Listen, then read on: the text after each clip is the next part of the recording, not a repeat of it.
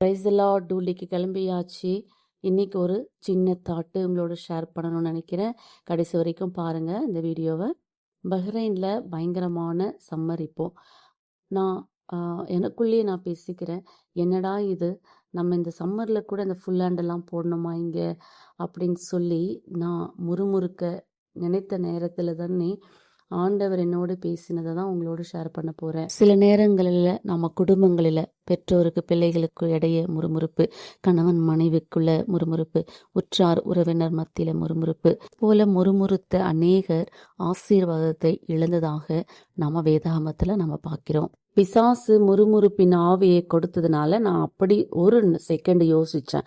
ஆனா அடுத்த செகண்ட் ஆண்டவர் செய்த எனக்கு கொடுத்திருக்க நல்ல ஒரு வேலைக்காக நான் நன்றி சொன்னேன். இதனால உங்களோடு நான் ஷேர் பண்ணணும்னு நினைக்கிறேன்.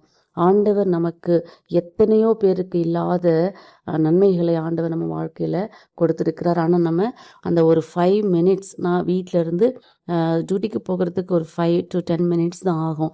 அதுக்கப்புறம் நான் ஃபுல் ஏசியில் தான் இப்போ ஒர்க் பண்ண போகிறேன். ஆனால் அந்த 10 மினிட்ஸில் நான் எவ்வளோ முறுமுறுக்கிறேன் என்பதை நான் யோசித்து ஆண்டவரிடத்துல மன்னிப்பு கேட்டேன்.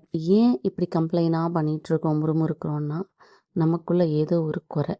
அந்த குறை மாறணும்னா கர்த்தராகிய இயேசு கிறிஸ்துவை நமக்குள்ள வைக்கணும், நம்ம குடும்பத்தில் வைக்கணும். நிறைவான தேவன் நமக்குள்ள வரும் பொழுது, நம் குடும்பத்தில் வரும் பொழுது குறைகள் எல்லாம் மாறி போகும். நிறைவான தேவன் குறைகள் எல்லாம் நீக்கி முறுமுறுப்பின் ஆவியை நம்மிலிருந்து நீக்கி போடுவார். பிசாசு தோற்று போவான். கர்த்தருடைய நாமம் மாத்திரம் அந்த இடத்துல மகிமைப்படும். யோவான் 6:43 இயேசு அவர்களை பார்த்து சொல்றாரு, முறுமுறுக்காதிருங்க அப்படின்னு சொல்லி.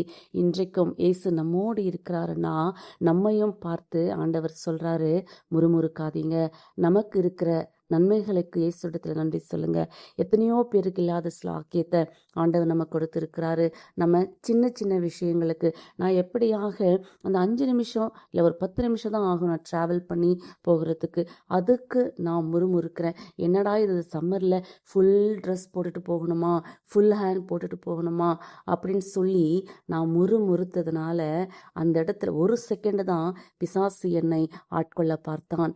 ஆனால் அடுத்த நிமிடம் நான் ஆண்டவரிடத்தில் ஒப்பு கொடுத்து, ஆண்டவரே என்னை மன்னிச்சிடுங்கப்பா, நீங்கள் எனக்கு நன்மையை செய்திருக்கீங்க. நான் இந்த யூனிஃபார்மை நான் போட்டாதான் நான் இந்த ஜாபில் நான் பெர்மனெண்ட்டாக ஒர்க் பண்ண முடியும். என் கையின் பிரயாசங்களை நீர் ஆசீர்வதிக்கும் பண்ணும்படியாய் தந்த கிருபைக்காய், இந்த யூனிஃபார்மை கொடுத்ததற்காய் எத்தனையோ பேருக்கு வேலை இல்லாமல் இருக்காங்க இசப்பா அப்படின்னு சொல்லி நான் ஜெபித்தேன். இந்த ஒரு சின்ன தாட்டு உங்களோட ஷேர் பண்ணணும்னு நினச்சேன். நான் ஒர்க் பண்ணுற ஹாஸ்பிட்டல் 2 சைடும் கடல் பாருங்களேன், நடுவில் ஹாஸ்பிட்டல் இருக்குது. ஸோ அங்கே இருக்கிற அந்த ஏரியா ரொம்ப ஹீட்டாக இருக்கும்.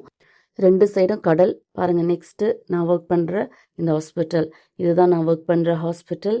முறுமுறுப்பின் ஆவியை ஆண்டவர் அக்னியில எரித்து போடும்படியாய், குடும்பங்களின் ஆசீர்வாதத்திற்கு தடையாயிருக்கிற முறுமுறுப்பின் ஆவியை ஆண்டவர் நம்மிடத்தில் நீக்கும்படியாய் ஜெபிங்க.